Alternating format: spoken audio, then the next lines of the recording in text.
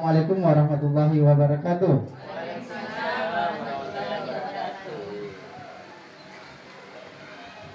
Pertama-tama saya ucapkan banyak terima kasih atas izin Bapak Kepala Sekolah yang sementara ini mungkin masih diberi tugas oleh Dinas Pendidikan ke Lampung untuk pengimbasan salah satu mata pelajaran dan diamanahkan kepada PLH yaitu Bapak Samsir SPD. Dan saya ucapkan banyak terima kasih kepada Bapak Ibu Guru yang telah menyempatkan waktunya hadir dalam penyebaran pemahaman kepada rekan guru dalam kegiatan diseminasi di sekolah mengenai pemahaman dan pengalaman budaya positif dalam penyelesaian modul 1.4 aksi nyata. Saya kenalkan diri saya, Bapak Ibu, tanpa terlalu dalam perkenalannya. Saya cukup mengatakan saya peserta calon guru penggerak angkatan 9 dari UPT SDM Presta Letua 1, yang dimana aksi nyata ini akan saya bahas secara inti dari konsep inti budaya positif itu sendiri, Bapak Ibu.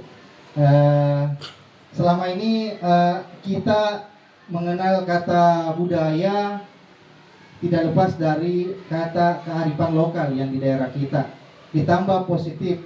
Jadi kalau kita bercerita tentang budaya positif, pasti sudah ada di pikiran tak terkait dengan kedisiplinan. Mungkin seperti itu Bapak dia. Sebelum saya lanjut ke slide berikutnya, mungkin saya minta salah satu dari rekan guru atau Bapak Kepala Sekolah yang mewakili yaitu PLH, mungkin bisa saya dengarkan dari Bapak Ibu yang biasa kita laksanakan di sekolah terkait dengan budaya positif. Mungkin dari Bu Ira seperti apa Ibu? Bisa diberi contoh? Ucapkan salam, tabe, seperti itu. Nah, mungkin ada yang bisa tambahkan selain dari itu, coba Pak. Ya, saya bisa tambahkan, biasanya pada pagi hari kita sering menjemput murid kita di sekolah di pintu depan. Saya merasa bahwa itu adalah contoh budaya positif yang ditanamkan di sekolah kita. Ya, terima kasih. Terima kasih banyak. Oke. Ya, itu tadi contoh yang real, contoh yang nyata bagi kita semua, dan itu tidak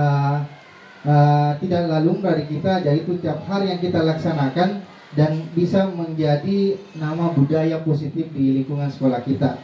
Kita ke slide berikutnya terkait dengan materi yang kita harus paparkan pada hari ini adalah konsep inti dari budaya positif ini. Dalam kedelapan konsep inti budaya positif yang telah dipelajari di pendidikan guru penggerak angkatan 9 ini, inilah yang harus kami terapkan, yang harus terbentuk sebuah budaya positif, di mana yang pertama ada perubahan paradigma baru, yang kedua disiplin positif, ketiga nilai-nilai kebajikan, keempat kebutuhan dasar manusia, kelima motivasi diri, keenam posisi kontrol, 7 keyakinan kelas, dan segitiga restitusi. Kalau dari kedelapan yang pernah Ibu temui, yang mana Ibu pernah temui dari materi yang ada di atas ini? Sebentar kita paparkan. Materi mana yang pernah kita dapatkan baik di PPG atau di pelatihan? Sehingga saya sini berdiri bukan untuk mengajar, kita mempersamakan persepsi, memperbaiki pemahaman hingga kita mampu menerapkan proses belajar mengajar itu lebih menyenangkan. Karena di pemahaman pemikiran filosofi Ki Hajar Dewantara, kita diajarkan untuk bagaimana berpihak kepada murid pada proses belajar mengajarnya. Mungkin kita ditambahkan dulu dari sepatah kata dari kepala sekolah untuk penguatan dari konsep inti budaya. Karena beliau adalah salah satu alumni dari CGP Angkatan Kedua. Mungkin kita dengarkan.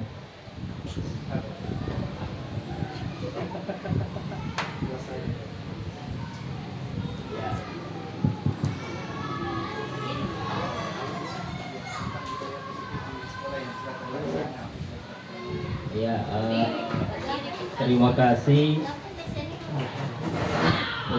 kepada Pak Abrar selaku calon guru penggerak angkatan 9 mengenai budaya positif. Memang ini sebuah materi di guru penggerak, ya, di kegiatan calon guru penggerak yang tentunya sangat bagus kita terapkan di sekolah masing-masing, terutama di sekolah kita. Dan pada saat saya berada di posisi Pak Abrar yang saat ini juga sudah pernah saya dapatkan. Hanya saja saya melihat ada hal baru yang dimana pada saat saya belum ada seperti ini, belum ada pengembangan seperti ini. Ternyata di CGP Angkatan 9 ini sudah banyak perubahan, ada penambahan materi. Nah, terkait dengan budaya positif yang sudah ada dan telah diterapkan di sekolah kita ini terkait dengan nilai-nilai kebajikan, ya, dimana kita setiap harinya mengingatkan kepada murid-murid kita untuk selalu menerapkan nilai-nilai yang baik di kelas kita. Salah satu contohnya itu ketika masuk kelas kita biasakan untuk salam, kemudian keluar dari kelas kita biasakan untuk izin, jangan keluar seenaknya, masuk juga seenaknya. Kemudian ketika pulang atau ketemu dengan guru di lingkungan sekolah itu dibiasakan dengan saling salam dan tegur sapa. Nah, itu juga ketika saya berada di posisi ini, ketika berada di tengah-tengah pelatihan, itu juga yang sering saya lakukan, membiasakan untuk mengajarkan bagaimana anak-anak di sekolah kita ini terbiasa dengan hal seperti itu, salam, salim, dan patabe. Karena sebelumnya saya melihat di sekolah kita ini masih sangat kurang terkait dengan hal itu. Dan alhamdulillah di CGP Angkatan 9 ini sudah ada generasi penerus di sekolah kita yang tentu akan lebih mengembangkan ilmunya nanti, lebih apa yang didapatkan oleh teman kita ini tentunya nanti akan diterapkan di sekolah kita, sehingga kedepannya sekolah kita akan jauh lebih baik lagi, bisa berkembang dan bisa bersaing dengan sekolah-sekolah di tengah-tengah kota yang mungkin budaya positifnya sudah jauh lebih bagus dibanding dengan kita. Dan mudah-mudahan di angkatan 10 nanti ada lagi generasi penerus, ya, karena CGP bukan sesuatu momok yang menakutkan atau memberatkan, tetapi justru banyak ilmu baru yang bisa membuat kita lebih berkembang dalam mendidik anak didik kita jauh lebih bagus ke depannya. Saya kira seperti itu dari saya.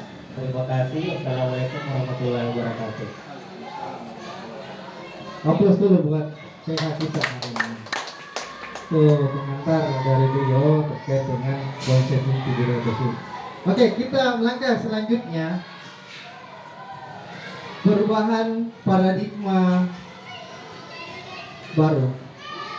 Baik Bapak Ibu, tugas guru penggerak adalah seorang pemimpin pembelajar yang dapat mendorong tumbuh kembang murid secara holistik, aktif dan proaktif. Seperti apa perubahan paradigma baru yang kita harus rubah di lingkungan sekolah? Adapun demikian, menurut Ki Hajar Dewantara, maksud pendidikan itu adalah menuntun, bukan menuntut. Jadi perbedaan kata menuntun dan menuntut. Selama ini kita menuntut siswa untuk begini, harusnya nggak begini. Sekarang kita harus menuntun anak-anak. Arahnya mau kemana? Ya, menuntut segala kekuatan kodrat yang ada pada anak-anak agar mereka dapat mencapai keselamatan dan kebahagiaan yang setinggi-tingginya, baik sebagai manusia maupun anggota masyarakat. Kiajar Dewantara 1936 dasar-dasar pendidikan. Jadi pada prinsipnya perubahan paradigma baru ini diajarkan kita untuk bagaimana membuka cakrawala kita terkait dengan literasi dan mencari sumber-sumber lain, terutama kita bisa belajar dari filosofi pemikiran Kiajar Dewantara yang dimana beliau mengajarkan kita bagaimana mendidik anak tanpa ada unsur pemaksaan, seperti apa yang dikatakan beliau di atas, menuntun. Kita menuntun, kita sebagai coach, kita sebagai pelatih, kita sebagai pembimbing anak-anak untuk bagaimana kembali kepada kodratnya, kembali kepada fitrahnya manusia. Kodrat manusia, kodrat alamnya dan kodrat samanya kita harus mengetahui, di mana pada zaman saat sekarang ini kita harus mengajar pada kodrat sama yang ada, sehingga pada kodrat anaknya bisa ketemu dengan memerdekakan anak. Ini membuat saya juga berpikir untuk melangkah lebih baik lagi, untuk memotivasi diri saya untuk bagaimana mencari tahu, bagaimana mengajar sesuai dengan pemikiran Kiajar Dewantara itu sendiri. Karena selama ini kita menuntut saja para siswa untuk begini, disuruh begini, sedangkan peran kita menurut KHD sendiri adalah menuntun. Di sinilah perubahan paradigma baru, di mana tidak lepas dengan kolaborasi guru-guru dan kepala sekolah hingga warga sekolah yang terlibat di dalamnya. Oke, untuk lebih jelasnya kita bisa lihat dari tabel perubahan yang ada di atas, Bapak Ibu. Stimulus respon, lawannya teori kontrol, pendampingan tentang dunia. Coba kita lihat perbandingannya. Kita ambil contoh perbandingannya, perilaku buruk akhirnya sebagai suatu kesalahan. Dan untuk di teori kontrolnya terkait dengan stimulusnya, semua perilaku memiliki tujuan. Inilah menggambarkan tadi perubahan paradigma bahwa melihat kesalahan anak tidak pada satu tujuan, tidak pada satu titik, bahwa anak itu punya kecerdasan tersendiri, kembali kepada kontraknya. Sehingga kita sebagai guru memang harus mempunyai data yang real untuk bisa memetakan dan mengajarkan sesuai pada kemampuan anak. Nah, mungkin seperti itu, Bu. Ada yang bisa menanggapi atau ada yang mau bertanya terkait dengan perubahan paradigma sebelum saya lanjutkan ke slide berikutnya? Oke, kita lanjut saja ke slide berikutnya. Yang kedua, disiplin positif. Disiplin positif seperti apakah yang diharuskan dari lingkungan sekolah? Yaitu adalah dalam budaya kita, makna kata disiplin di sini dimaknai menjadi sesuatu yang dilakukan seseorang pada orang lain untuk mendapatkan kepatuhan. Kita cenderung dengan menghubungkan kata disiplin dengan ketidaknyamanan. Di mana ada kemerdekaan, disitulah harus ada disiplin kuat. Adapun definisi kata merdeka menurut Kiajar Dewantara adalah mardika iku jarwanya noremung lepasing pangre nge ukakawa amandiri priyangga. Artinya apa? Tidak hanya terlepas dari perintah, akan tetapi juga cakat membuat memerintah diri sendiri. Jadi selama ini kita selalu akan kembali kepada diri kita. Jangan cuma fokusnya kepada siswa, tapi kita tidak pernah refleksi pada diri kita untuk penguatan ilmu yang kita punya. Sehingga ada keseimbangan, balance terkait apa yang kita ajarkan kepada anak-anak dan apa yang kita refleksi buat kita dengan tujuan memerdekakan anak. Disinilah letak dari kurikulum merdeka itu, memerdekakan anak kembali kepada kodratnya, fitrahnya seorang manusia. Dan apa tadi yang disampaikan Bapak Ibu guru, Itu cukup benar dan itu yang terlaksana. Seperti apa yang dikatakan oleh Pak Irwan tadi, Ibu Iranti dan sampai kepala sekolah untuk penguatannya. Seperti itulah gambarannya. Seperti apa yang saya paparkan di sini adalah untuk menyatukan persepsi pemahaman saya terkait dengan budaya positif. Kita lanjut ke slide berikutnya, masih kepada disiplin positif. Disiplin positif pandangan kebanyakan orang. Kita bisa lihat perbedaannya, menghubungkan kata disiplin dengan kata tertib, teratur, dan kepatuhan pada peraturan. Kata disiplin juga sering dihubungkan dengan hukuman.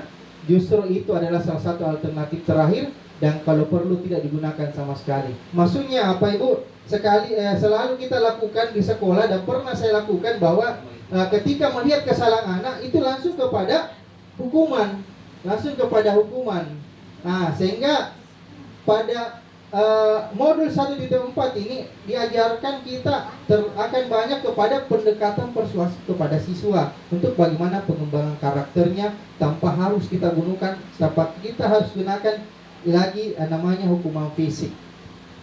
Dan sebentar pada slide posisi kontrol dan segitiga restitusi, di situ nanti kita akan bagaimana menyelesaikan permasalahan anak tanpa harus ada kekerasan. Di itu slide nanti yang terakhir Bu ya. Ini ada sinkronitasnya mulai dari slide pertama sampai terakhir itu terkait semua Bapak Ibu. Jadi kita mau perhatikan baik-baik sehingga sebentar kita bisa menyimpulkan dan bisa berikan masukan kepada saya untuk bisa saya implementasikan dan memperbaiki modul aksi nyata saya. Sedangkan menurut pandangan Ki Hajar Dewantara, coba kita perbandingan antara pandangan banyak orang dan salah satu motivator pendidikan kita yaitu Ki Hajar.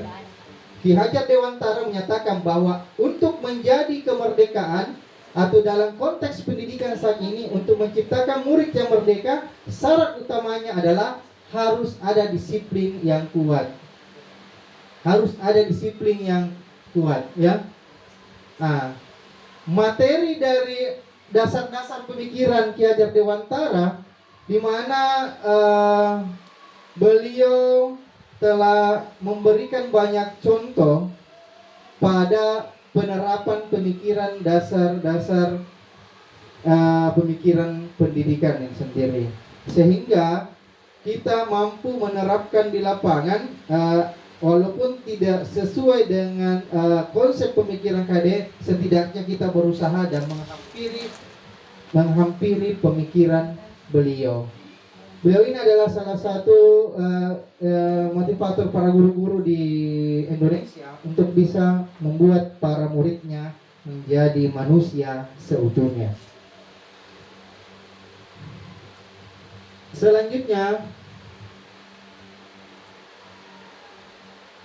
ini yang tadi disampaikan oleh Pak Samsir tentang nilai-nilai kebajikan universal. Nilai-nilai kebajikan universal. Lanjutan lagi dari slide berikut selanjutnya. Ketika seorang murid melakukan suatu perbuatan bertentangan dengan nilai-nilai kebajikan atau melanggar peraturan, hal ini sebenarnya dikarenakan mereka gagal memenuhi dasar pemikiran pendidikan mereka sendiri. Inilah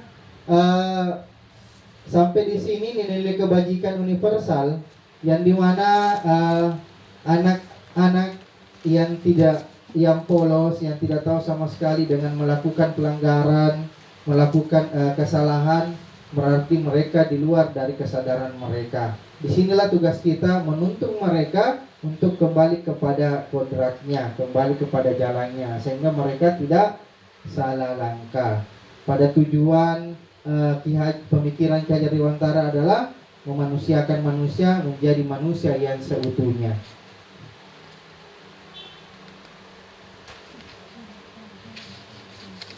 Oke, jadi selanjut dari nilai-nilai seperti apa itu nilai-nilai kebajikan universal? Seperti apa itu nilai-nilai kebajikan universal? Satu, meliputi hal-hal seperti berikut: keadilan, tanggung jawab, kejujuran, bersyukur, lurus hati, berprinsip, integritas, kasih sayang, rajin, komitmen, percaya diri, kesabaran, dan masih banyak lagi. Jadi Bapak Ibu, jadi seorang guru memang tidak semudah membalikan telapak tangan, dan mungkinnya kalau meliputi secara keseluruhan ini kita sangat luar biasa untuk kita lakukan. Coba kita melihat dan flashback kepada proses belajar mengajar kita terkait dengan nilai-nilai kebajikan. Apakah kita sudah terapkan di anak-anak? Apakah anak-anak sudah mengerti tentang nilai-nilai kebajikan yang mereka lakukan? Apakah kita kasih reward kepada mereka? Kita kasih hadiah kepada mereka bagi yang telah melakukan nilai kebajikan ini? Apakah ada Bapak Ibu selain yang di atas, masih adakah nilai-nilai kebajikan universal yang Ibu lakukan? Bisa saya serahkan kepada Ibu yang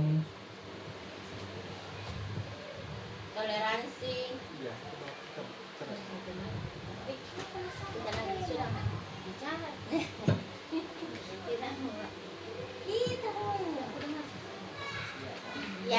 Yang nilai-nilai toleransi yang lain.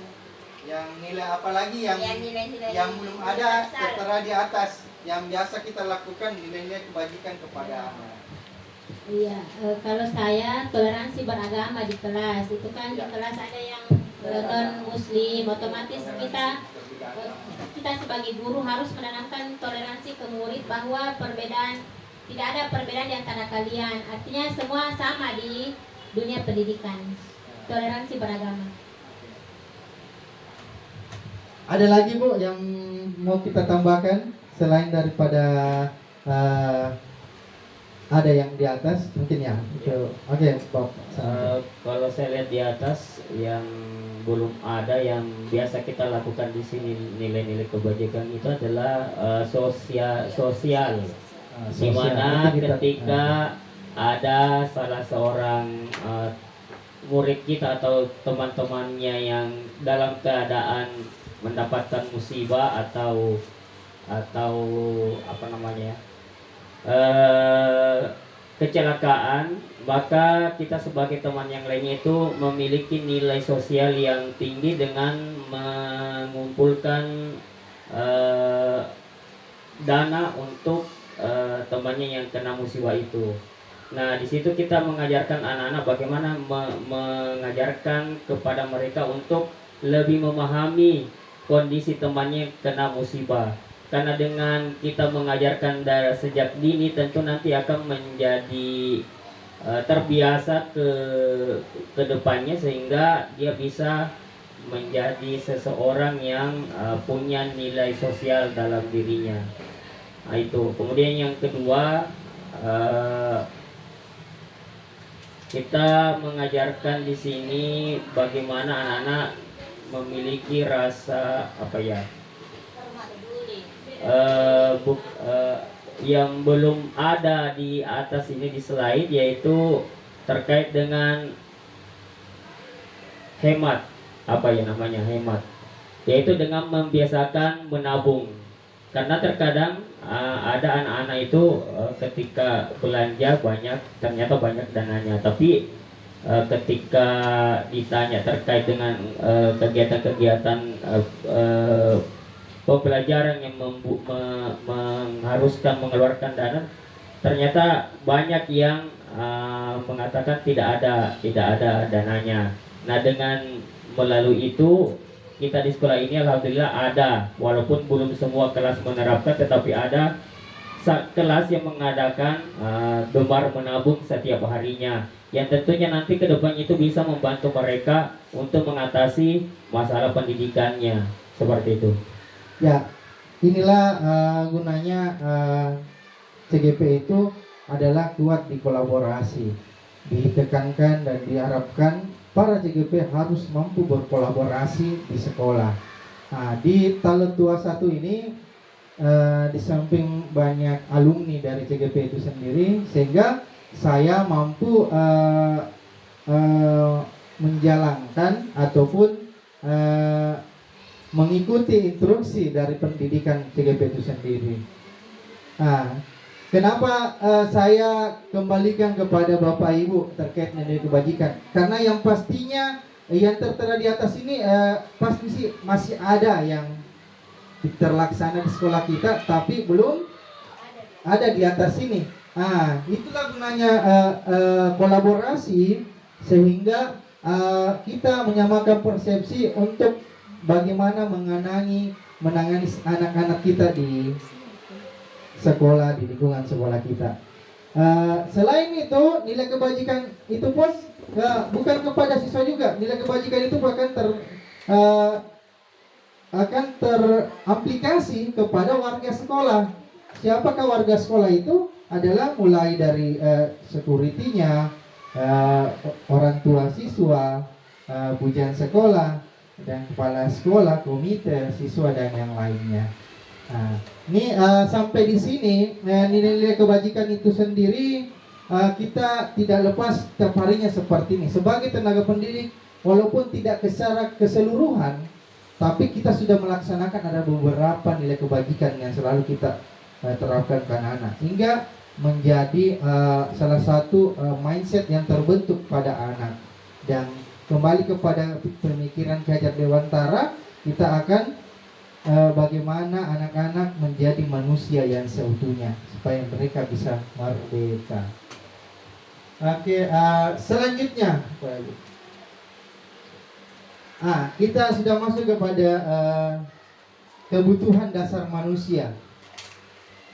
Ini kebutuhan dasar manusia umum pembahasannya, tapi kita akan kaitkan kepada bagaimana proses belajar mengajar kita di kelas dengan menggunakan kebutuhan dasar manusia. Yang pertama, kebutuhan bertahan hidup. Yang kedua, kasih sayang dan rasa rasa diterima. Penguasaan, kebebasan, dan kesenangan. Kita artikan satu persatu.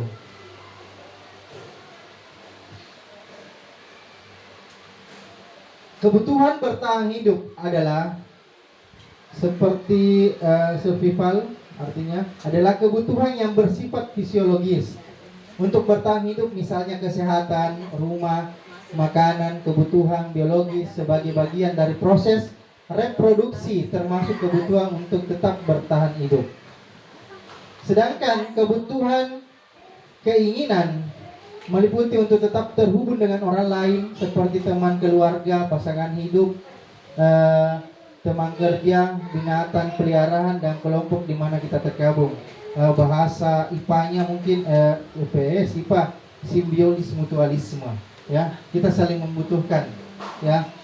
Oke, sedangkan berikutnya kebutuhan ini berhubungan dengan kekuatan untuk mencapai sesuatu, menjadi kompeten, menjadi terampil, diakui atas prestasi dan keterampilan kita, didengarkan dan memiliki rasa harga diri, penguasaan, kebutuhan, pengakuan atas kemampuan.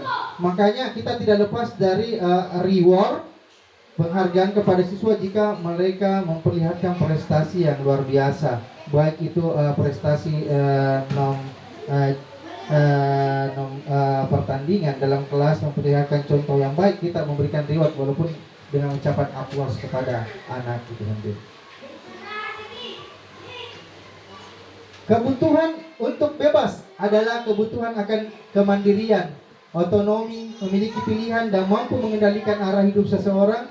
Anak-anak dengan kebutuhan kebebasan yang tinggi menginginkan pilihan, mereka perlu banyak bergerak, suka mencoba-coba, tidak terlalu terpengaruh orang lain, dan senang mencoba hal yang menarik, hal-hal baru. Sedangkan kebutuhan yang kelima akan kesenangan. Anak-anak butuh kesenangan, adalah kebutuhan untuk mencari kesenangan bermain dan tertawa. Bayangkan hidup tanpa kenikmatan apapun, betapa menyedihkan. Glaser itu salah satu ungkapan dari pengamat pendidikan. Ya, menghubungkan kebutuhan dan kesenangan dengan belajar. Inilah menjadi tugas pokok kita. Sungguh sangat berat. kebutuhannya anak-anak dan kesenangannya. Sehingga yang saya sampaikan di awalnya adalah berpihak kepada murid. Inilah tidak semudah membalikan telapak tangan, karena perbedaan kondisi lingkungan kita di utara dan selatan itu berbeda. Saya sampaikan di forum ruang kolaborasi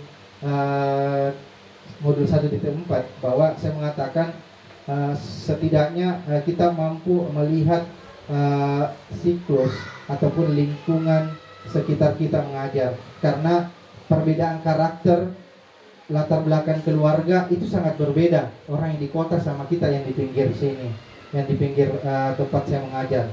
Sehingga untuk penanganan hal yang seperti ini harus perlu kolaborasi, perlu kerjasama sesama rekan sejawat, sehingga mampu menyelesaikan persepsi, pemahaman, dan kasus-kasus yang kita telah dapatkan di lapangan. Seperti yang telah contoh Ibu Ambar, ya, contoh Ibu Ambar, guru wali kelas 2A di SD Pelita Hati, sedang bingung menghadapi ulah salah satu murid di kelasnya. Ini salah satu kasus ya di salah satu sekolah di Jawa. Di kelasnya, Doni, beberapa anak di kelas 2A telah datang padanya dan mengeluhkan Doni yang seringkali meminta bekal makan siang mereka dan mengampaksa.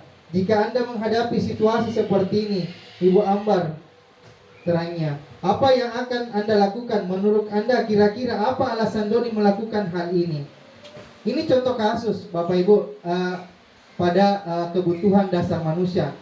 Si Doni ini adalah anak yang tidak membawa bekal ke sekolah, dan pada waktu makan siang, Doni mengganggu temannya untuk bagaimana mendapatkan makan siang itu, sehingga temannya ada beberapa yang tempatnya untuk meminta makanan tidak diberikan.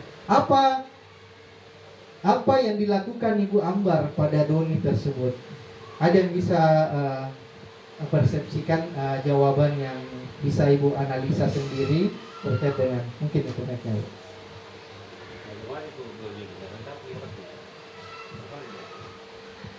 Terima kasih banyak. Yang dialami Doni ini juga dialami menurut saya di kelas 1. Kebetulan pernah saya ungkap kayaknya sama Bapak Kepala Sekolah. Kalau di kelas saya itu ada Algasari namanya. Setiap keluar main, kalau ada temannya makan, langsung Jina rebut makanannya. Saya panggil karena anak mengeluh. Saya tanya, kenapa sampai begitu? Dia bilang, tidak apa-apa, saya membokong Bu, nah mau Kak juga. Nah, ternyata ditelusuri ini anak broken di rumahnya. Jadi salah satu solusi yang saya lakukan, setiap jam keluar main, saya panggil temannya yang berkelebihan makanan, saya bilang berbagi sama teman tak. Seperti itu. Nah, alhamdulillah setelah beberapa lama berjalan tidak terjadi lagi yang seperti itu, karena temannya sudah tahu bahwa oh harus Kak berbagi sama temanku. Ternyata seperti itu. Jadi mungkin mau diarahkan untuk berbagi. Iya, tapi mantap sekali. Bu, aplaus dulu buat Ibu wali kelas 1B. Oke, Bapak Ibu guru hebat, bahwa melihat dari contoh kasus yang saya baca dan kita menyelesaikan di forum ini, itu menunjukkan bahwa itu masih ada kaitannya dengan disiplin positif dan nilai-nilai kebajikan. Dan apa kaitannya dengan 5 kebutuhan dasar manusia? Kaitannya adalah jika kita mendapatkan siswa dengan posisi kasus seperti Doni yang dialami dan diselesaikan dengan Ibu Ambar sebagai wali kelasnya, bahwa Ibu guru di sini telah mencari tahu dulu apa yang menjadi tingkah laku Doni sehingga Doni melakukan hal tersebut. Apa yang melatar belakangi Doni melakukan hal tersebut adalah dengan tujuan dibalik perilaku Doni, salah satunya adalah untuk memenuhi kebutuhan dasar manusia. Doni juga perlu hidup, Doni juga perlu makanan untuk kelangsungan hidupnya. Sehingga dari kelima contoh kebutuhan dasar manusia, yang pastinya kita harus mampu melihat kesalahan dan kesalahan-kesalahan yang dilakukan anak-anak itu pasti akan ada didasari pada dirinya, dan mereka yakin pasti dia tahu apa yang menjadi mendasari perilaku si Doni. Inilah kaitannya dari konsep inti budaya positif dari kedelapan yang slide pertama yang saya bacakan. Ini ada keterikaitannya sampai pada penyelesaian contoh kasus si Doni, ya. Oke, Bapak Ibu, saya lanjut ke slide berikutnya.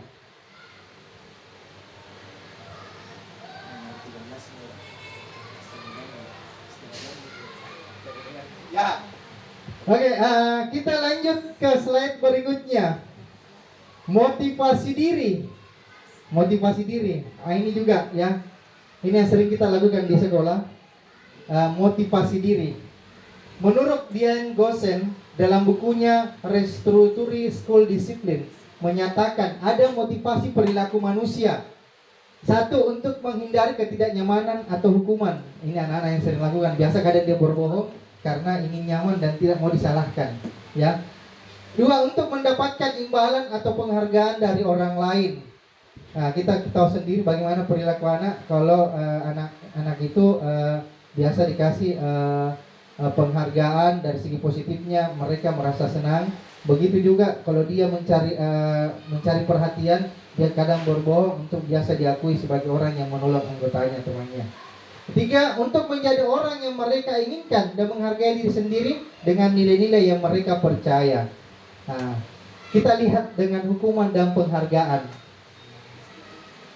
Dalam hukuman dan penghargaan, menjalankan peraturan atau keyakinan kelas sekolah, bila mana ada sesuatu pelanggaran, tentunya sesuatu harus terjadi. Untuk itu, kita perlu meninjau ulang tindakan penegakan peraturan atau keyakinan kelas sekolah kita selama ini. Tindakan terhadap sesuatu pelanggaran atau pada umumnya berbentuk hukuman atau konsekuensi.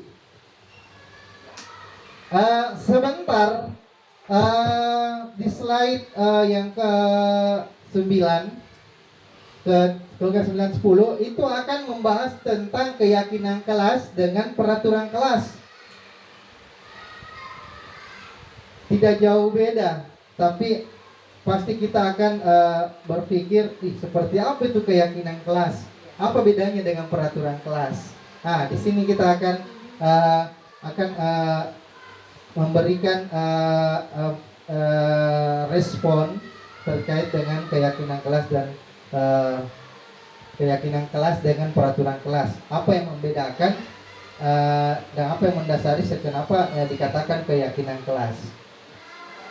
Selanjutnya, restitusi. Ini restitusi adalah sebuah pilihan untuk sebuah pilihan metode untuk penyelesaian kasus seorang peserta didik.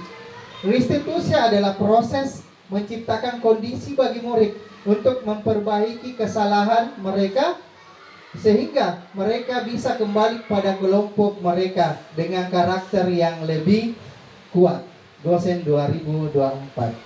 Oke, kita lanjut supaya ada ibu yang mau bertanya terkait dengan materi motivasi diri di atas. Kalau materi yang lewat bisa dipertanyakan. Bisa Bu. Oke, kita ke ibu dulu, mungkin bisa.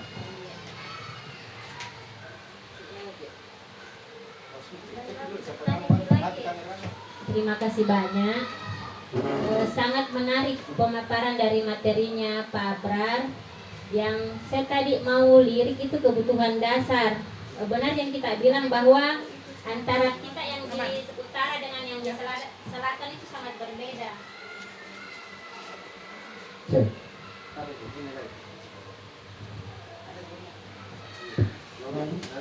Iya, apalagi dari sisi orang tua siswa, di mana kita terkadang di sini agak bimbang untuk melakukan sesuatu karena ketika bersentuhan dengan murid yang kayak misalnya sering keluar ataukah pembelajaran tak itu terkait sedikit menyentuh ke dana, orang tua murid banyak yang protes. Nah, ini yang terkadang membuat kita bimbang untuk melangkah. Kira-kira bisa tidak di kebutuhan dasar ini atau di paradigma baru tadi, yang paradigma bisa tidak orang tua dilibatkan di situ, diberikan juga pencerahan atau pandangan bahwa di sekolah itu seperti ini. Kadang mereka selalu melihat bahwa ada dana BOS, padahal kan tidak semua harus dengan dana BOS. Seperti itu Pak Tabe. Terus yang kedua, masalah hukuman ataukah apa, terkadang orang tua langsung pergi ke sekolah ataukah langsung datang bawa wartawan. Anakku dikasih begini, padahal harusnya kan dia harus berkomunikasi dulu dengan pihak sekolah. Jangan langsung cari orang di luar untuk menyelesaikan masalah. Seperti itu Pak. Mungkin di paradigma baru ini mungkin bisa di orang tua disentuh. Seperti itu ya. Makasih banyak. Mic lama mungkin bisa diganti baterainya itu. Oke, saya akan menjawab dari dua pertanyaan Ibu Ratna sebagai wali kelas 1B. Cukup satu yang saya jawab ya, yang pertama. Yang kedua sebentar akan terjawab pada slide berikutnya. Ya. Jadi apa yang telah saya dapatkan di pendidikan VGP bahwa disinilah perannya seorang guru penggerak untuk bagaimana mengusulkan atau memberitahukan kepada kepala sekolah untuk saling berkolaborasi dengan warga sekolah, sehingga sebelum melakukan aktivitas, sebelum melakukan proses pembelajaran di awal semester, maka bukan saja siswa dikasih orientasi, maka orang tuanya pun dikasih orientasi terkait apa yang telah dilakukan Bapak Ibu guru di sekolah, sehingga orang tua juga mengerti dan tidak mengambil langkah untuk melakukan sesuatu yang di luar dari aturan yang telah dibuat oleh sekolah. Maka dari itu peran seorang guru dan dijaki oleh kepala sekolah, maka orang tua disentuh untuk bagaimana mereka bisa berkolaborasi untuk menjadikan anak-anaknya dan berkarakter yang soleh dan soleha dan sesuai dengan visi misi yang telah diremukan, yang telah disepakati di sekolah kita. Mungkin seperti itu, Bu, ya. Oke, selanjutnya saya untuk pertanyaan kedua dari Ibu Ratna sebagai wali kelas 2B, sebentar akan terjawab di posisi segitiga restitusi. Tapi kita masih lanjut kepada motivasi diri. Motivasi diri itu Bapak Ibu seperti pada tabel di atas. Tabel di atas adalah tabel di samping ini menunjukkan bahwa nilai-nilai kebajikan menekankan pada keyakinan seseorang akan lebih motivasi seseorang dalam diri, ya.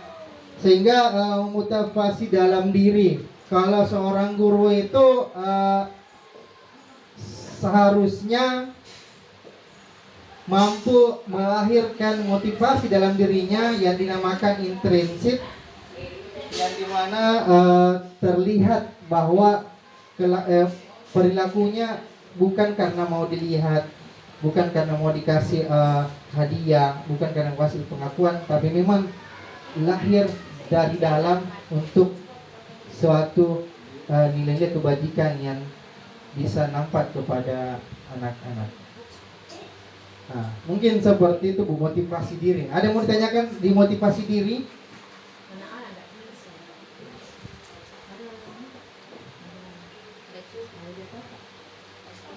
Oke, kita lanjut ya di slide berikutnya. Posisi kontrol. 5 posisi kontrol. Pernah dengar metode ini, Bapak Ibu? Belum ya? Nah, di sini sangat seru, di sini sangat lama pembahasan di ruang kolaborasi terkait dengan ini, karena inilah yang terjadi di lapangan, inilah yang terjadi di lingkungan sekolah terkait bagaimana yang dikatakan Bu Ratna, selalu campur tangan orang tua dalam tindakan guru kepada anak, sehingga orang tua selalu campur tangan terkait dengan proses belajar kita. Nah, dengan posisi seperti ini kita bisa hukum anak tanpa harus kena fisik. Yang selama ini kita lakukan posisi sebagai penghukum. Posisi sebagai penghukum itu dampak negatifnya sangat luar biasa karena dia akan tertanam di kepalanya dan dalam hatinya sebagai orang yang bersalah, sebagai orang yang tidak berguna. Dan inilah yang kita harus pikirkan baik-baik dalam 5 posisi kontrol ini yang mana kita pakai supaya kita bisa terbuka dengan anak-anak bisa terbuka dengan kita. Nah, coba kita lihat cara penggunaan dari 5 posisi kontrol itu. Yang posisi sebagai penghukum yang dibawa, kita harus bernada suara tinggi, bahasa tubuh, mata melotot dan jari menunjuk-nunjuk dan menghardik. Itulah salah satu posisi sebagai penghukum, sebagai guru yang kita selalu lakukan. Bahwa kita terkadang kita lepas dari emosi kita, terkadang kita lepas dan mengeluarkan kata-kata yang menyakiti hati seorang anak. Kembali kita kepada paradigma yang tadi itu, bahwa kalau kita lihat dari lingkungan kita memang sungguh sangat berbeda dengan utara selatan. Dengan posisi kalau kita mau pakai dengan gaya seperti ini, itu kadang membuat kita 1-2 orang di siswa bisa kita lakukan, sedangkan yang lainnya masih nampak. Tapi namanya sebuah proses tetap kita laksanakan, karena ini adalah sebuah pilihan yang dimana kita mau mengembangkan diri kita. Selanjutnya, posisi sebagai pembuat merasa bersalah. Kita harus mampu memberikan dengan suara, nada suara memelas, halus, sedih, bahasa tubuh, merapat pada anak, lesu. Ini akan kembali kepada anaknya, sehingga anaknya itu akan merasa bersalah sendiri. Dia akan merasa bersalah sendiri ketika kita sentuh hatinya untuk bagaimana melakukan pendekatan itu. Dengan sama lagi ke posisi teman. Posisi teman itu dimana posisi teman kita harus nada suara seperti teman, bagikan teman sejawat, ramah, akrab dan bercanda, bahasa tubuh merapat pada murid, mata dan senyum jenaka. Selanjutnya posisi pemantau, nada suara datar, bahasa tubuh yang formal. Dan posisi manajer. Posisi manajer suara tulus, tidak kaku, mendekat ke murid. Apa yang menjadi kebutuhannya. Oke, supaya tidak terlalu pikiran kita tidak terlalu luas untuk melihat dan bagaimana penggunaan dari kelima posisi kontrol ini, saya akan coba memberikan contoh terkait dengan 5 posisi kontrol di atas itu.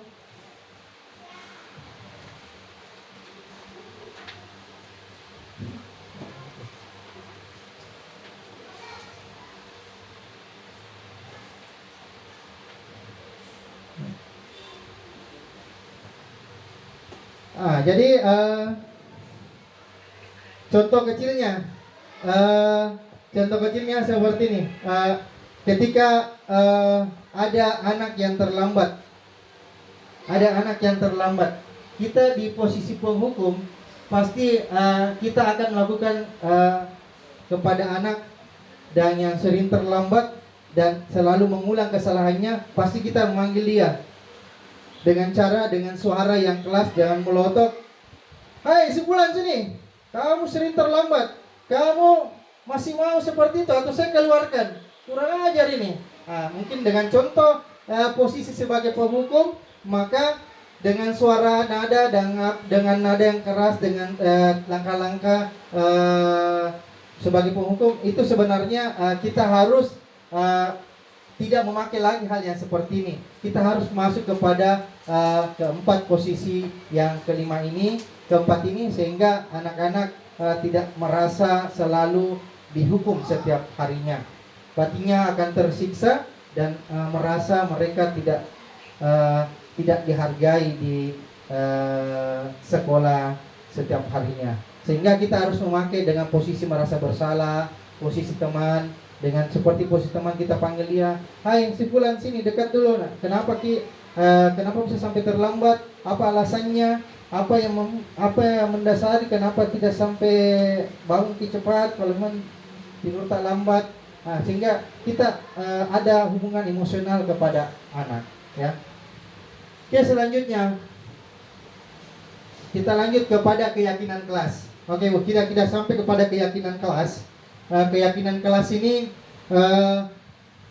yang perlu diciptakan dan disepakati keyakinan atau prinsip dasar perlu bersama di antara para warga kelas, penyatuan pemikiran untuk mendapatkan nilai-nilai kebajikan serta visi sekolah tersebut kemudian diturunkan di kelas menjadi keyakinan kelas yang disepakati bersama hingga terbentuk budaya positif.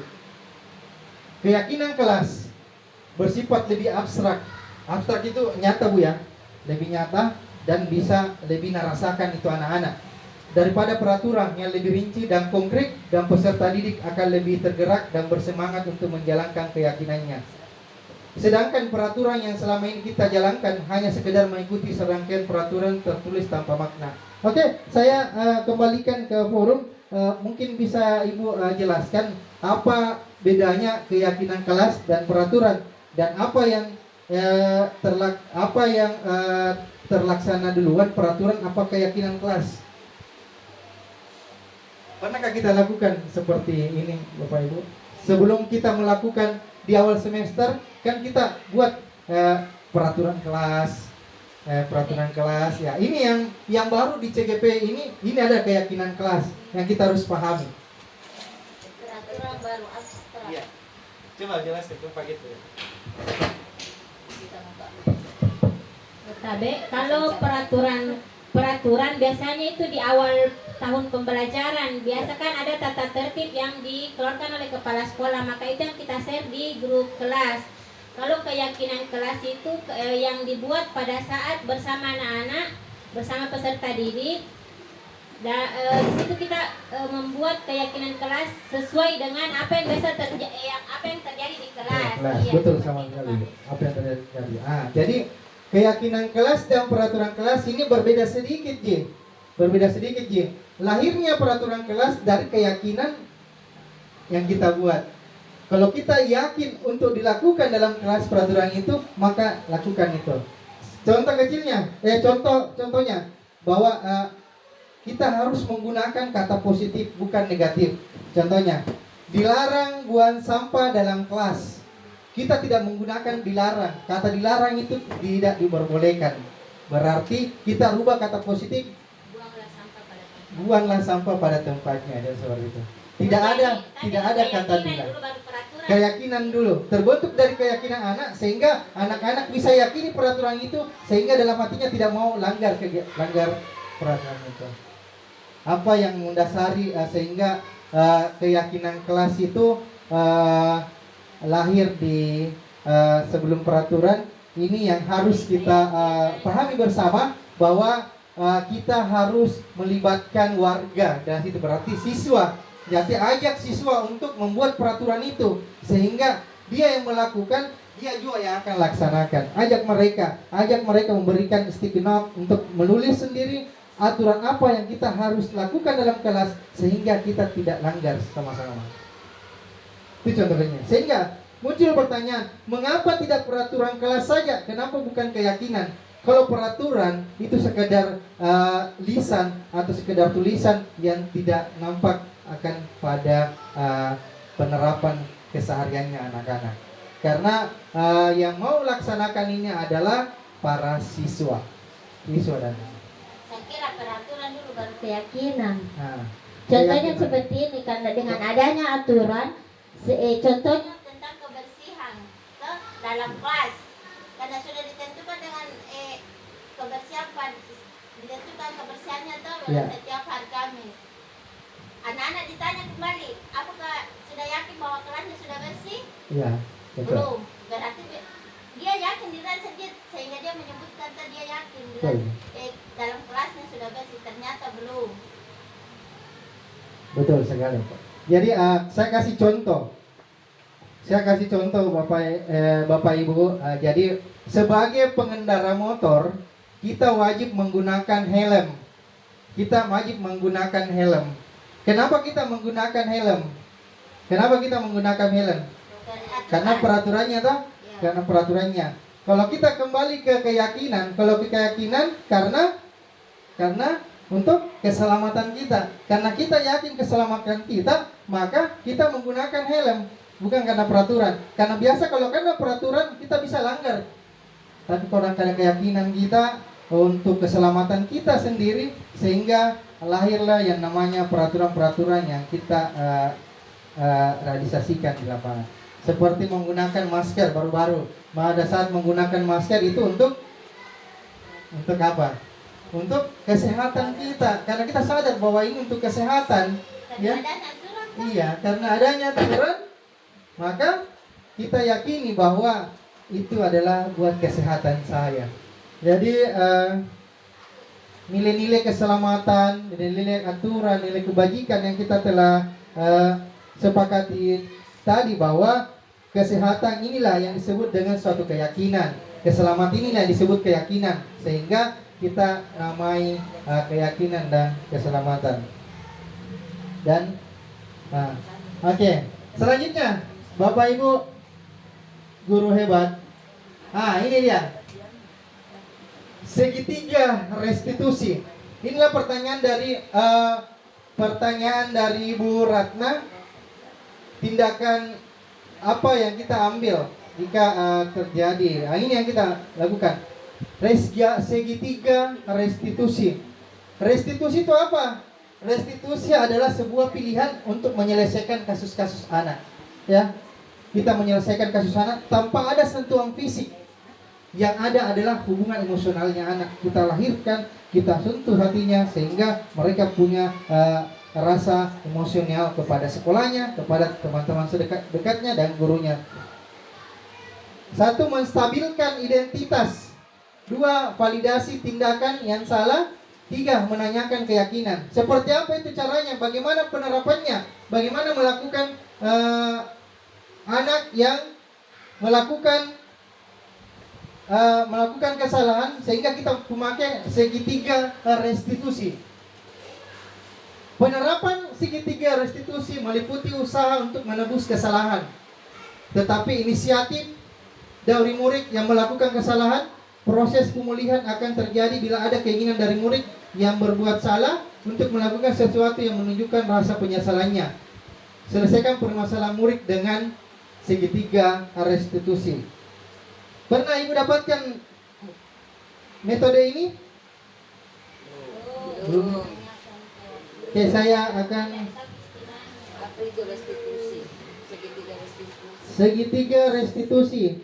Menstabilkan identitas. Jadi begini, contoh kita akan demonstrasikan ya, demonstrasikan sebagai bukti bahwa saya juga paham terkait dengan segitiga restitusi. Tadi slide sebelumnya dikatakan restitusi itu adalah sebuah pilihan. Apakah kita mau gunakan atau tidak, atau kita pakai metode lain. Tapi dengan metode segitiga restitusi ini sungguh sangat baik dan ada kaitannya dengan ketiga dari konsep inti, budaya inti, dari mulai dari perubahan paradigma hingga terakhir di segitiga restitusi ini. Ya, oke. Ketika kita memanggil anak dalam keadaan salah, contohnya saya sebagai guru, Ibu Ira sebagai guru agamanya, tapi kita ibaratkan dia seorang siswa, ya, sebagai seorang siswa. Saya dekati murid yang terlambat dan langsung masuk ke kelas, dan saya panggil di depan meja guru dan suruh duduk dan menanyakan. Mulai dari pertama, menstabilkan identitas dengan menggunakan 5 posisi kontrol tadi. Dengan apakah kita pakai posisi berteman, kita pakai posisi apalagi tadi sebagai manajer, sebagai ya kita gunakan sebagai teman yang bersalah. Kita gunakan salah satunya dari posisi kontrol. Saya tanyakan langsung dengan posisi yang keempat itu tanpa menggunakan posisi penghukum. Ya, kita gunakan menstabilkan identitas. Kita tanyakan dulu kepada siswanya, si Ira, kenapa sampai bisa kita terlambat? Dengan suara yang nada, dengan tanpa ada unsur pemaksaan, dengan membuat anak-anak gemetaran. Ya. Nah, kenapa bisa terlambat? Karena temannya. Oh, jadi kita semua kita ini manusia, memang semua pernah berbuat salah. Kita ini tiada hari kita memang selalu yang berbuat salah. Maka dari itu, bagaimana kita memperbaiki diri kita, kita harus selalu buat yang terbaik untuk yang bisa kita lakukan. Itu bahasa di identitas, menstabilkan identitas. Jangan langsung memojokkan anak dan menjatuhkan motivasinya anak untuk semangat ke sekolah. Siapa distabilkan identitas? Siswa dengan pertanyaan-pertanyaan yang positif. Kita lanjut dengan validasi tindakan yang salah. Kita sampaikan lagi, semua perilaku memiliki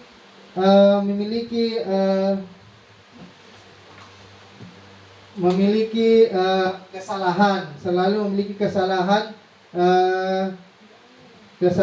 yang dimana kita sebagai manusia yang tak luput dari kesalahan. Kita bujuk dia, kita arahkan dia, kita tenangkan dia supaya bisa mereka mengakui kesalahannya. Yang ketiga, menanyakan keyakinan. Kita tanya anak-anak, keyakinan kelas mana yang kalian langgar? Keyakinan kelas. Kita kan sudah sepakati di awal semester tentang keyakinan atau peraturan kelas. Dia mengerti nih di situ. Dia kembali nih keyakinan kelas. Oh, kita sepakati dulu yang ini dilarang terlambat. Bukan kata dilarang tapi disiplin diganti positif. Maka kita minta dia untuk mengakui kesalahannya dan mengingat keyakinan sekelas yang mana kita sepakati. Sehingga dia sadar terhadap dirinya, dia mengakui dirinya, sehingga kita mengarahkan supaya tidak mengulang kesalahan itu lagi dan mengakui kesalahannya dan suruh mengembalikan kepada ke tempat dulunya. Itu akan lebih terset ke kepalanya daripada kita harus menghardik anak-anak. Dan jangan terlalu menjas keseringan anak-anak, kasihan, jadi sehingga minat belajarnya itu akan berkurang. Oh, di bagian ketiga diingatkan ke anak tentang Iya. keyakinan kelas. Kembali kalau ketiga, kita kembalikan kepada keyakinan kelas. Kita suruh ingat keyakinan kelas apa yang telah kau langgar. Iya. Jadi inilah metode segitiga restitusi yang telah ditanyakan oleh Ibu Ratna wali kelas 2B. Itu yang mendasari sehingga kita mampu melakukan hal segitiga restitusi, dan ini tawaran dan pilihan buat kita laksanakan. Oke Bapak Ibu, guru hebat yang telah mendampingi saya 1 jam lamanya, ini bukan hal yang mudah dan bukan hal yang sangat menyembuhkan diri saya juga, tapi kekurangan bagi saya, sehingga saya sendiri mengucapkan banyak terima kasih atas kesempatan Bapak Ibu yang meluangkan waktu mendengarkan saya, bukan menggurui Bapak Ibu, tapi penyebaran pemahaman untuk bisa disatukan dan berkolaborasi bersama wali kelas dan guru mapel yang ada di UPT SPF STM Prestalo Tua 1. Sebelum saya tutup, mungkin ada pengarahan dan sedikit dari Bapak PLH, itu Bapak Samsir, dan saya serahkan kepada Bapak. Ya. Terima kasih. Tepuk tangan dulu buat Pak Abrar. Luar biasa pemaparannya hari ini. Ada banyak hal baru yang mungkin selama ini kita tidak pernah dapatkan dan dengarkan, tapi setelah pemaparan dari Pak Abrar ini luar biasa, pengetahuan barunya, materi baru yang ada di CGP ini, yang mana ketika lagi-lagi saya kembali berbicara dengan pengalaman saya, ada banyak hal di slide ini yang tidak ada pada saat saya di posisi ini, dan beruntunglah Pak Abrar bisa masuk dan menjadi bagian dari program ini yang bisa berbagi ilmu dengan kita, yang tadinya kita tidak tahu bisa menjadi tahu, dan mungkin saja nanti ke depannya bisa kita terapkan di kelas kita masing-masing. Bukan hanya untuk guru kelas, tetapi juga guru mata pelajaran. Dan ini menjadi tanggung jawab kita bersama untuk terus berbenah, menjadi tenaga pendidik yang lebih baik dari sebelumnya, yang bisa menjadi pendidik yang diharapkan oleh pemerintah saat ini. Karena menurut saya pemerintah membuka program ini tentu saja bukan ala kadarnya, tetapi ada tujuan tersendiri yang akan dicapai oleh pemerintah itu sendiri, terutama untuk perubahan paradigma pendidikan menjadi lebih baik ke depannya. Ya, seperti itu. Dan saya pesankan kepada Pak Abrar untuk terus belajar, mengikuti pendidikan ini dengan baik, dan nantinya setelah selesai bisa diterapkan di sekolah dan bisa dibagikan kepada teman-teman yang lainnya untuk berbagi, yang mana tadi dikatakan bahwa kolaborasi adalah hal yang penting untuk menjadi sebuah pelopor pendidikan di suatu instansi, bukan hanya kepada sesama tenaga pendidik tetapi semua warga sekolah, di mana mulai dari bujang, komite sekolah, orang tua murid tentunya juga harus dilibatkan untuk bisa meningkatkan pendidikan di sekolah kita. Saya kira demikian. Terima kasih. Wassalamualaikum warahmatullahi wabarakatuh. Waalaikumsalam warahmatullahi wabarakatuh. Itulah arahan sekaligus masukan bagi saya bahwa tidaklah lazimnya kalau kita berguru, belajar lalu kita tidak bagikan kepada para orang yang sekitar kita. Sebaik-baik manusia adalah orang yang manfaat bagi kita semuanya. Cukup sampai di sini Bapak Ibu. Sekali lagi saya ucapkan banyak terima kasih atas kesempatan dan waktu tak sampai selesainya presentasi diseminasi saya ini. Dan saya tak lepas ucapkan terus terima kasih karena bantuan Ibu lah presentasi ini bisa selesai. Sekian dan terima kasih. Assalamualaikum warahmatullahi wabarakatuh.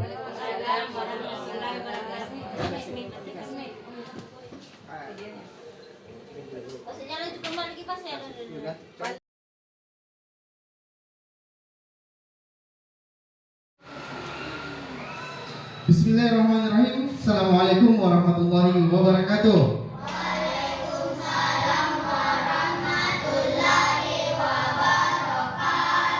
Anak-anakku semuanya, hari ini kita akan mengawali semester dengan membuat keyakinan atau peraturan kelas. Paham keyakinan kelas? Paham ya? Peraturan? Paham? Nah, terus Pak Guru mau tanya, apa bedanya keyakinan kelas dan peraturan kelas? Ya, jadi keyakinan dan peraturan kelas itu hampir sama-sama tipis. Kita akan mengawali semester ini dengan membuat keyakinan kelas. Seperti apa itu keyakinan kelas? Adalah keyakinan yang datang dari diri untuk mau bertanggung jawab atas kesepakatan peraturan yang kita buat.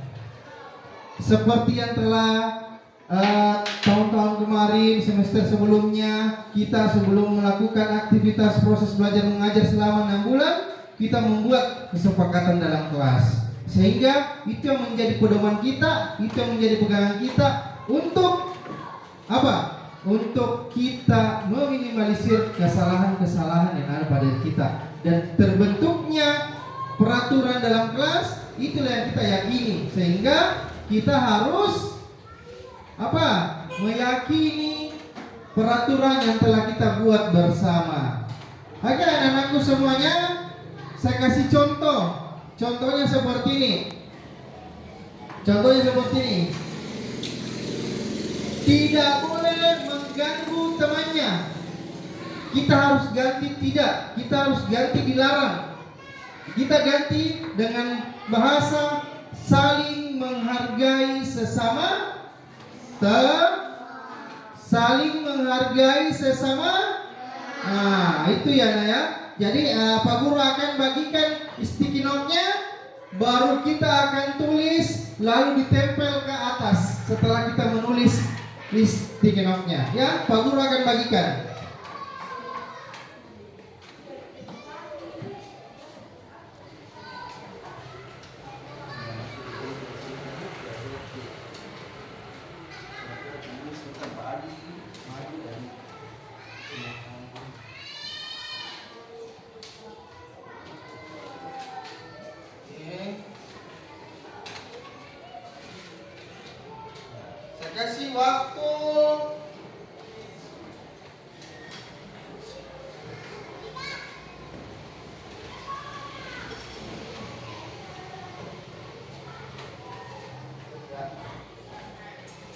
Saya kasih waktu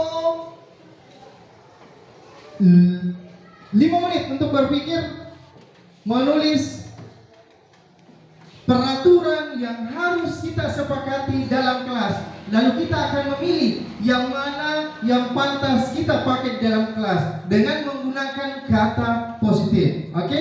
Silakan.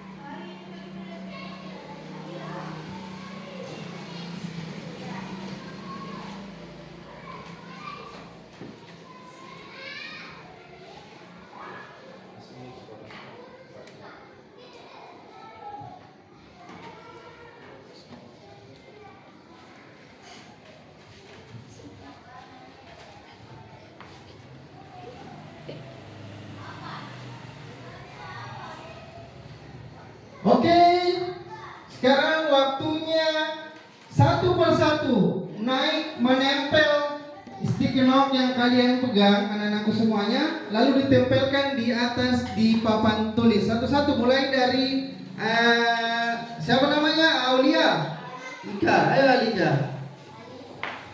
ayo. Tempel saja, tempel saja. Ya, oke. Selanjutnya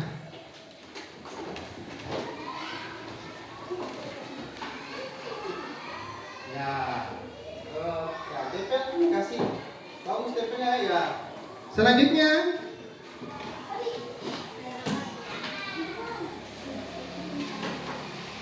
ya.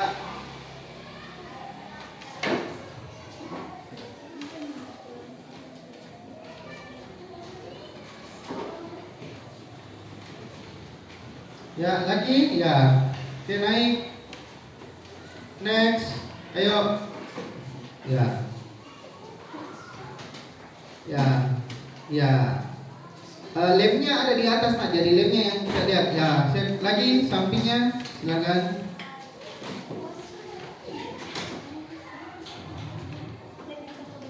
Lagi.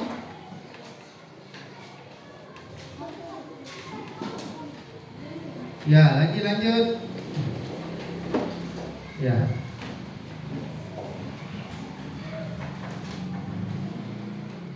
Oke, lanjut lagi, sedikit lagi. Ayo. Ya. Ya. Siapa lagi?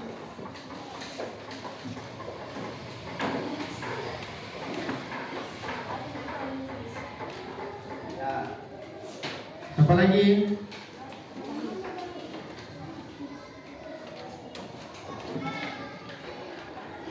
Oke. Baik, anak-anakku semuanya, setelah kita menulis di note-nya, kita berpikir yang menjadi apa keyakinan dalam kelas kita, yang menjadi kesepakatan kita bersama. Kita akan membacakan hasil dari apa yang kalian tulis di atas, ya. Oke, sekarang kita baca apakah mengandung unsur positif atau negatif. Kalau masih mengandung, aturan masih mengandung kata yang negatif, maka kita akan berubah ke positif, ya. Oke, sekarang yang pertama, dilarang merusak barang teman. Positif atau negatif? Negatif kita buang ya. Saling menghargai sesama teman. Oke, mantap. Ini kita pindahkan ke sini ya. Kita pindahkan. Dilarang nyontek. Positif negatif? Negatif, dilarang ya. Jaga ketertiban. Ya.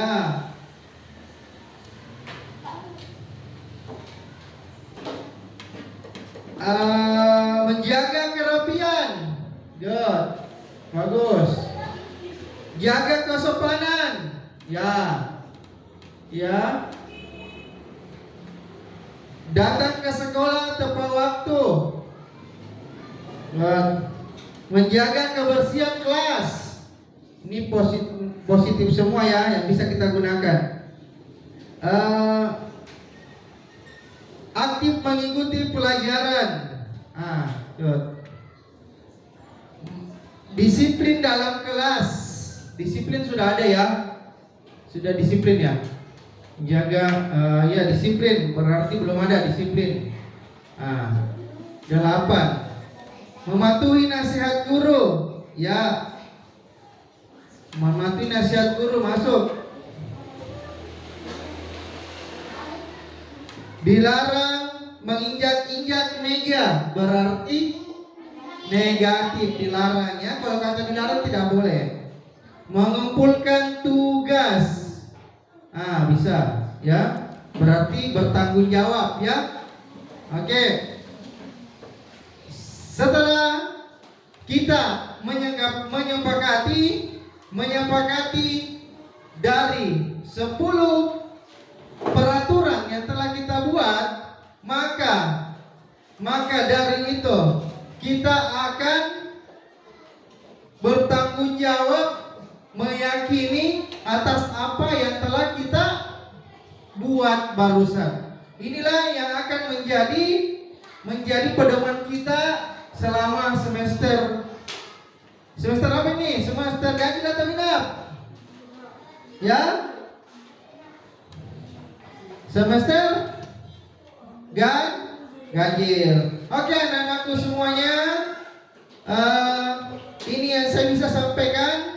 Dan kita harus bertanggung jawab atas apa yang kita sepakati bersama.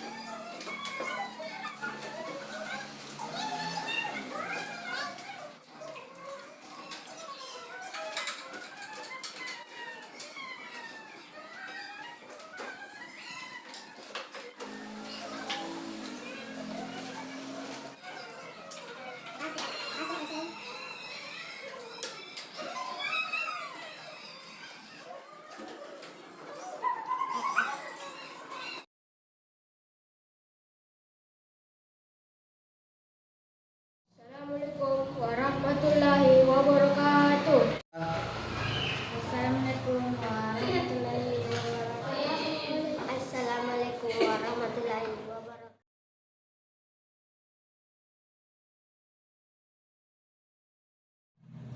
Merasa senang, merasa bahagia, lain daripada yang lain. Sangat penting. Sangat penting.